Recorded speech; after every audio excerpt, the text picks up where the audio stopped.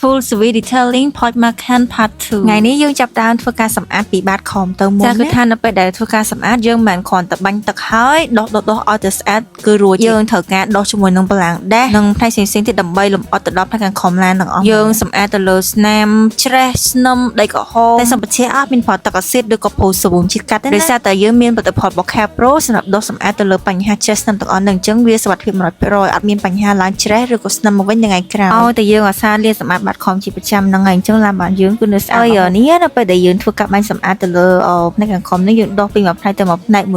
មួយទាំងផ្នែកយ៉ានហ្នឹងសម្រាប់កង់ឡានគឺយើងដោះចេញណាដើម្បីងាយស្រួលយើងសម្អាតទៅលើយ៉ានដោយសារប្រភេទ